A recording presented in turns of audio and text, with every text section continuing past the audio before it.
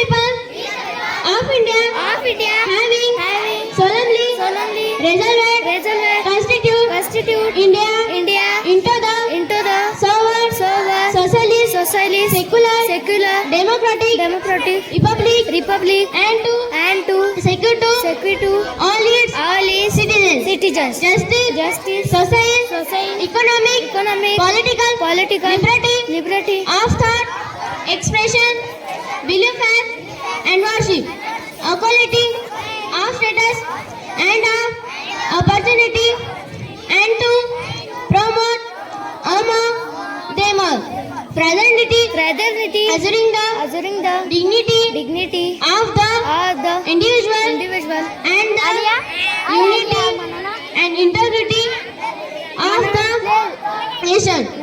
In our constitute assembly this 26 day of November 1949 do hereby adopt enact and give to ourselves this constitution. Jai Hind.